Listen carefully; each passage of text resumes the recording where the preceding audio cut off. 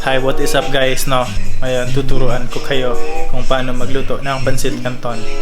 Just in case na hindi nyo alam paano magluto, then you follow the right channel guys. But magsusot muna ako ng damit. Tadang! Hindi natin alam. I think ako lang ata yung hindi pa marunong magluto ng Pansit Canton. I think I'm not alone na hindi marunong magluto ng Pansit Canton. Actually, na-learn ko lang yung pagluluto ng Pansit Canton bago lang. Tinuruan ako ng cousin ko over there. So, let's go guys, let's cook. Kasi guys, you know, alam nyo. You know, tapos alam nyo. I know, hindi lang ako yung hindi pa marunong magluto. Like, hindi ako marunong magluto ng kahit ano. Yung alam kong lutuin is scrambled egg. Palakpakan naman dyan. At saka hard-boiled egg. Oh, magaling akong magluto ng scrambled egg at saka hard-boiled egg. Sunny side up. Bakit puro itlog? Kasi before guys, little chikahan muna guys, nagtry ako na magluto ng hotdog. Una itlog, tapos hotdog. So weird. Nagtry ako magluto ng hotdog. So, finalo ko lang yung steps na kita ko sa Google. Tinanggalan ko ng balat, tapos nilagay ko sa water para lumambot. After ko niluto, sure ako, naluto na yun. Kasi of course, medyo red na yung nasa labas. Kaso yung sa loob is malamig pa. So, malamig pa dyan. Oo, super lamig dyan. I don't know why. Without further ado, let's start the cooking show. Char cooking show. So, first, kukuha tayo ng Pansit Canton. Isa lang, kasi wala akong money. I have no money. Wala na akong pambili ng Pansit Canton. Gumagawa na ako ng video kasi wala na akong pera. So, ang gagamitin natin first of all is, so ang main na mga gagamitin ngayon is first, Pansit Canton, Pyrex, at saka laptop. Bakit laptop, Kuya Gels? Kasi of course, I have to Google it to make sure na tama yung ginagawa ko. And of course, ito, para, fire. What's up, moms? So, kailangan muna natin buksan. Oh, wait. Dapat mag-init muna tayo ng tubig. Una, maglagay ng tubig sa Pyrex. What?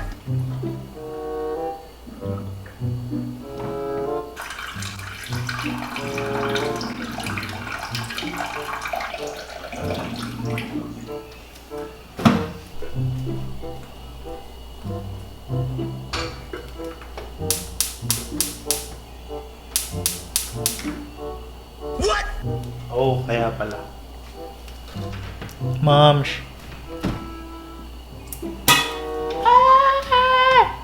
So here we go. Let's go. Let's do this, man. Diba? Nahulog yung nalagyan ng isda. To the fire, to the limit, to the wire. So, the next step is, see, diba that's the reason why mayroon tayong laptop. Paano magluto ng Pansit Canton? Ayan, alam ko na. Kukuha daw tayo ng gunting para i-cut to, para ma-open. So, let's do a recap sa mga ginawa natin. First, kumuha tayo ng water, nilagay natin sa Pyrex, and then, pinakuluan natin. It depends. Hintayin natin kumulo.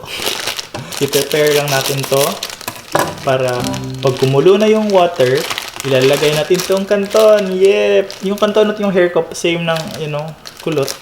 Yan, kulot ako dahil sa kakain ko ng Pansit Canton. So, we have to remove the seasonings muna. Baka pag pour natin to sa boiling water, madala to. So, kailangan natin i-remove. Yeah, I'm teaching them how to make canton. Look! Siya yung nagturo sa akin how to make Pansit Canton. What? I'm teaching them how to make Pansit Canton. I know I'm not alone. Hindi marunong magluto ng Pansit Canton. So, this is for you guys. I'm doing this for you. I'm saving your life. I know maybe if you're watching this video mga 3 a.m. or 4 a.m. tapos gutom kayo, and then you have Pansit Canton and you don't know how to make Pansit Canton, and walang ibang tutorial sa YouTube except, what the fuck? That's hot, dude. Sino? There's only one. Remember sa last vlog, we cooked Pansit Canton, and I think ito lang yung natira. Yan natin to. Oh, what the fuck? What the fuck? May ibang flavor. Let's try to mix the two daw. What the hell? It sucks. Oh shit.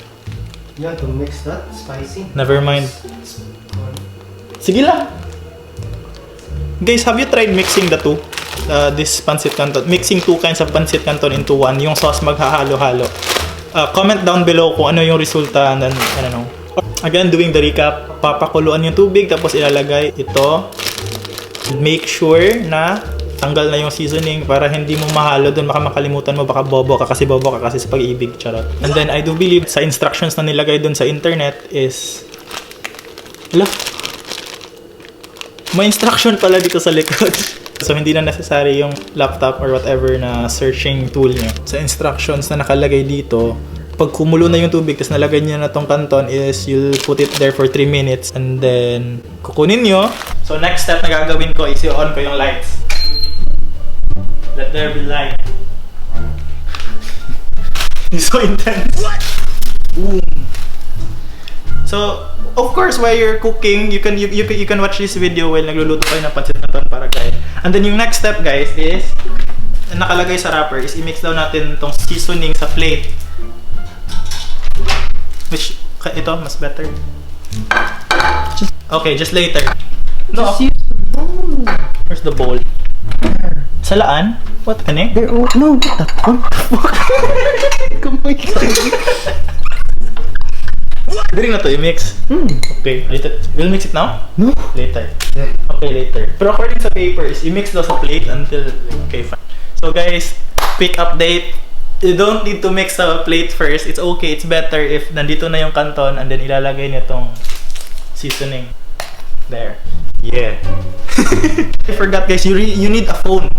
You need a phone para timer. This is not an interesting video, pero pag nakita niyo to mga 3 AM or 2 AM while matutulog, yung matutulog na kayo, tapos like, kaka-open niyo ng YouTube, tapos like, oh si Gelson may bagong video, nagluluto ng canton. Entertaining to guys, swear. Set timer for 2 minutes and 30 seconds. Setting. Oh, bakit lula? Your timer is set for 2 minutes and 30 seconds. Ay, nalak ko. What? Set timer for 2 minutes and 20 seconds. Kasi 10 seconds minus na. Setting the timer. A timer is already running. Ay, na-off. No ba? Just check now if it's fine. No, because everybody's watching this video, I do believe na they're all beginners, diba? You're all beginners sa pag-cook ng canton and then you're not good in telling if luto na or hindi. So that's why I'm doing this the very basic way. Set timer for 2 minutes. Okay, 2 minutes. Starting. There. So as you can see guys, we have a timer already that's running. After maubos na tong time, then we will remove the canton and put it here. Again, recap guys, just in case.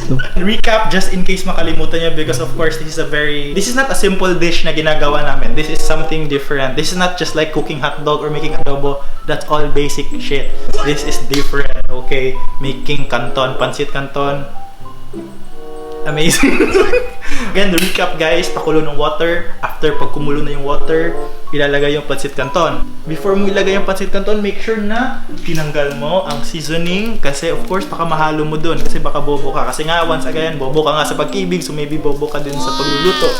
So after that, we'll wait for 3 minutes. After 3 minutes guys, okay, if you have a question kung gaano kalakas yung apoy, like this. I don't know. Like this kind of apoy.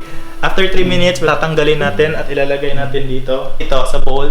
You know, something sa bowl. And then, ilalagay natin tong seasoning. Tapos, i-mix natin. That's how we do it. Ay, of course! Sasalain muna natin yung tubig. Ano itong salaan? And we have this salaan for canton.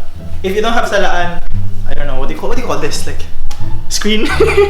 Bowl with holes. I'm not really good in Tagalog. Basket Basket. with holes. Basket with holes. Wait, basket have holes? My god, oh, it's 2 minutes. Alert, alert. It's 2 minutes, dude. What? Of course, we're panicking, guys. Kasi nga, luto na yung canton. Turn this off, guys. So, this one, ito yung nag-ano ng light. So, iikutin mo. Joke. Opposite. Alam na, off na? Is it off na? Sakto? To make everything sure na hindi sasabog yung bahay niyo kasi safety first. Wala akong helmet, pero safety first. Turn this off, yung tank niyo. Kasi, important din talaga yung tank. Kasi without the tank, matatalo kayo sa clash. Alright! No. Stop. I'll stop. I don't know this phone. Oh my god, what are you doing, man? Look! Tapos, tatanggalin namin. Kasi our stove. Dude, magluto ko, matag ko. Oh, Magluluto pa siya, so huwag nyo tanggalin. Again, if tapos na kayo magluto, tanggalin nyo. Pero if magluluto yung cameraman nyo or yung cousin nyo, then don't turn it off. So of course, hindi nyo pwedeng hawakan to with your bare hands kasi masasaktan lang kayo, just like yung iniwan kanya. Saktan ka. Bobo. Sabi bobo ka pag-ibig. Kailangan natin ng dalawang pares ng thick cloth. I don't know what do you call this, but it should be merong purple grapes. Kasi if hindi, I don't think so if mag-work yan. Let's go. Yeah. Oh shit, nasalaan. That's why. The basket. The basket. I'm sorry. No! The basket with holes. That's not what I meant. Man, I'm just gonna put it there. Oh, no. Don't tell me that you're gonna put it. No. This. Yeah. Oh! Oh! High-tech yung gamit namin sa bahay. Kailangan pink. If hindi pink, I don't think so if it mag-work. I don't know. So for safety, follow talaga yung steps, guys. Really have to do this. So, ilalagay natin to sa basket with holes. Wow! Init. Ay! Love you! Yay!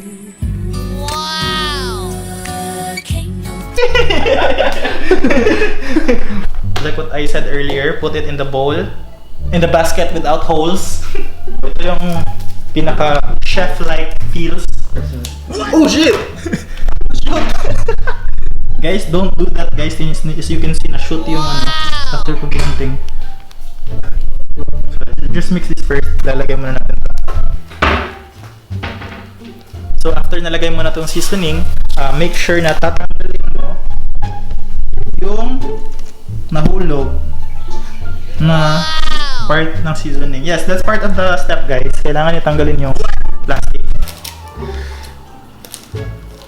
Yung pulbos, charot. Ulo! Tingnan yung pagka-cut ko, guys. Oh. Amazing. What? Oh, na-cut ko. That area, na-cut ko. The top part, na-cut ko yan. And then like, walang lumalabas. Amazing. Ano ba naman yan? Kahit sa paggugunting, na-fail ako. Buti na lang, hindi ako na-fail sa'yo. Yay! Ang baby ko, kahit wala ka na sa...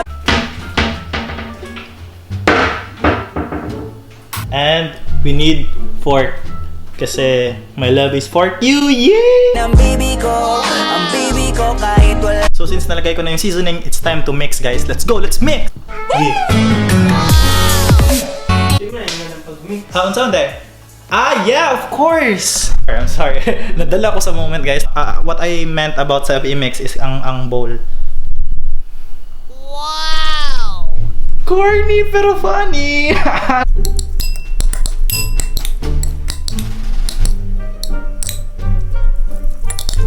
It must feel bad, guys, that at this moment yung matutulog na kayo, nakahiga na kayo, you're about to sleep na, and then makikita niyo itong mga videos na ganito, nagluluto ako, or like something, even though it's Canton, it's still food, and then nagugutom kayo, pero tamad na kayong pumunta sa kusina. See, guys, I'm so proud of myself. So, tada, guys, this is my Pansit Canton. I hope you learned something, guys. My sweat. So guys, I hope you learned something about this video. Oh yes, I know, don't worry. You're welcome, you're welcome. I know, magte-thank you kayo sa comment area. Like, Gelson, thank you so much for teaching us how to make canton. Like hindi namin talaga lubos maisip na we will get to this point na mali-learn namin kung paano magluto ng Pansit Canton. You're welcome, guys. It's okay, it's okay. Don't mention or really wanna thank me on teaching you how to cook Pansit Canton. Then you can like this video. You can comment like what kind of video should I make next, or follow me sa Twitter ko, Gelson Box, Instagram, I'm just Gelson, Facebook, Gelson Bagatua, like my page, and yeah, leave a like, comment, share, I don't know, subscribe. Yeah, of course, subscribe sa channel ko. And I do believe may shoutout tayo, guys. This is my first time that I'm doing this. Magsha-shoutout ako kasi yun yung ginagawa ng ibang YouTuber at saka madali akong mainggit. So yeah. And by the way, guys, thank you for sharing my video sa Facebook.